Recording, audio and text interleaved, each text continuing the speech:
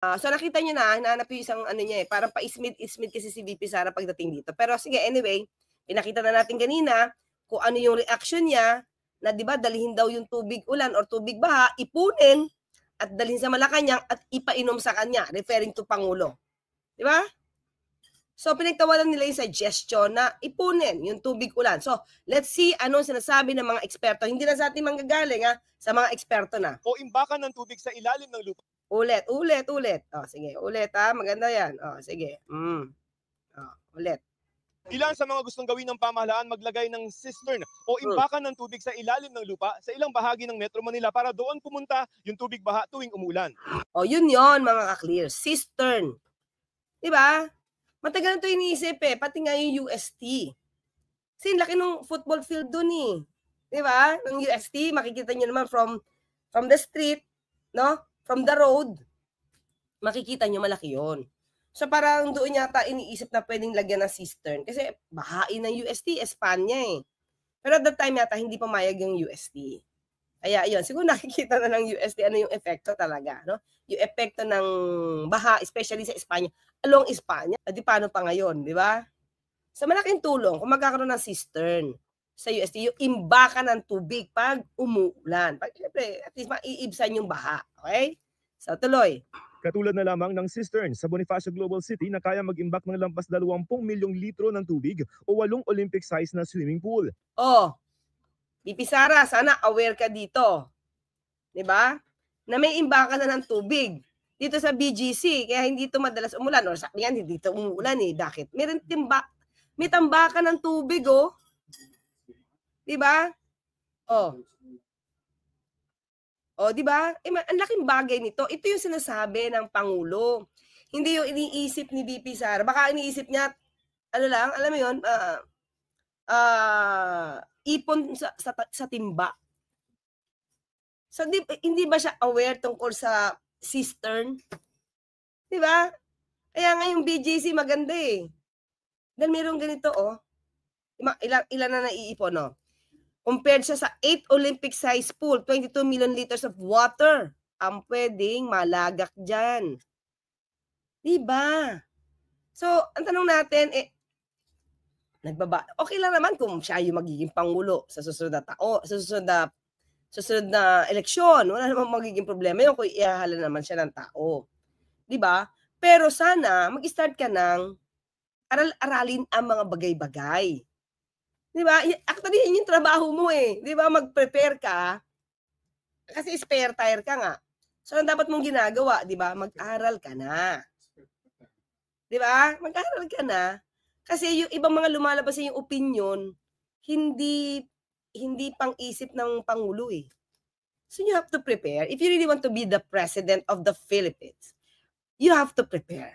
Diba? Hindi pwedeng ganito lang na para kang nakipagkwentuhan dyan sa kalye, tapos magtatawa na kayo na suggestion without knowing na pwede pala. Yung iniisip ng Pangulo, nasa batas yun. Hindi lang nasa batas, kundi talaga nasa tamang sistema. Hindi ba? Sige, tuloy Ilan sa mga tinitingnan lagyan sa ilalim ng Camp Aguinaldo Golf Course sa Campo Aguinaldo, Raha Sulaiman Park sa May Rojas Boulevard at sa University of Santo Tomas sa Maynila. Noong una daw po hindi pa pumapayag yung UST. Pero dun sa meeting, narinig ko, pwede na, pumayag na daw po. Kasama rin yan sa mga mungkahi ng urban planner na si Architect June Palafox. Paano? Urban planner, eksperto. Yan din ang naging suggestion. So, di ba?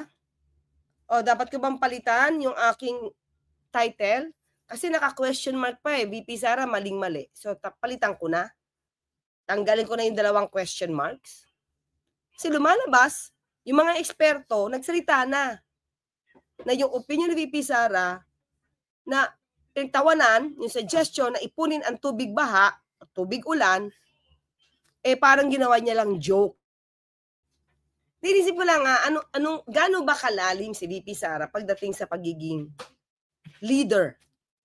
So in other words, kahit sa Davao City naging mayor siya, di niya to inisip. Kasi di niya alam na pwede. At di niya alam na nasa batas. Okay, sige. Bago tayo pumunta sa ibang eksperto mga klip, pakita ko lang. Ha? Ang nakaka-insulto sa ginawa niya sa suggestion ng Pangulo. Dito rin natin alam kung siya ba yung na-insulto o ininsulto niya yung Pangulo. Okay? Wait. Si BP nasa Sapphire Hotel Fintas. Sure ka? Raymond Licuana?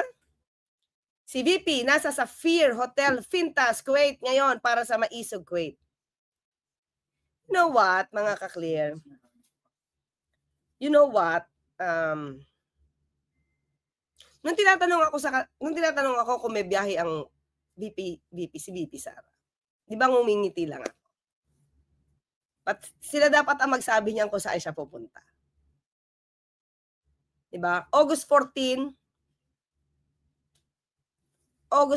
kasi ang lumalabas na start.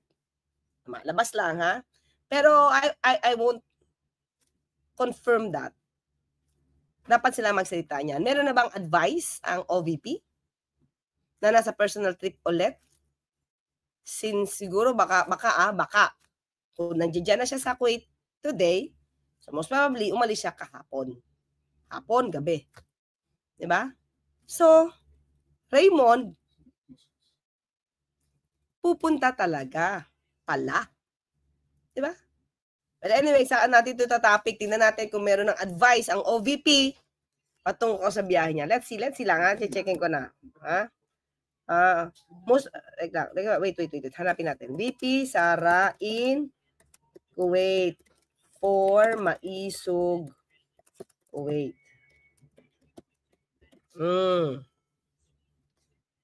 Ay? Hindi, 2024 to eh. Wait. Wala pa, mga ka-clear. Ayokong magsalita ng ano. Ayokong sa akin manggaling. Okay? But anyway, thank you, Raymond Dikwanan. Raymond, taga Kuwait ka ba? Kaya mo alam.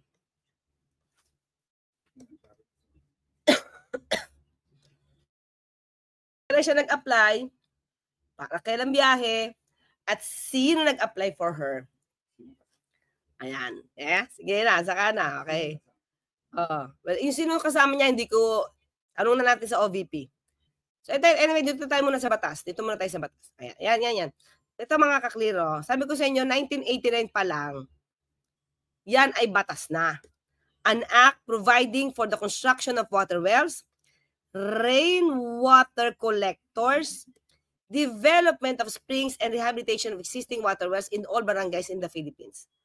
Ang pag-iipon ng tubig ulan ay parte ng batas natin. Hindi ba? 1989 pa to. So bakit pinagtatawalan nila yung tamang suwestyon ng Pangulo? Pangulo na nagpapakapangulo. Diba? Nasa tamang pag-iisip. Nasa tamang pagsasuggest. The DPWH shall, within 30 days after the approval of this act, undertake construction of water wells, rainwater collectors. In all barangays, in all. In the Philippines. Di ba? In the Philippines. Sorry. Di ba? Sige, tuloy tayo sa eksperto, mga ka-clear. Si VP kasi, dito sa kanyang opinion, hindi siya nagpapatawa, na ipunin yung tubig ulan. Yun talaga yung alam lang niya. Lumalabas. Yun lang yung alam niya. Mukhang na-push siya ng mga katabi niya, na yun ang sabihin. Kasi pinagtatawanan ng mga katabi niya. The problem is, sino ba yung katabi mo? Engineer ba yan? Diba? Architect ba yan? Di ba?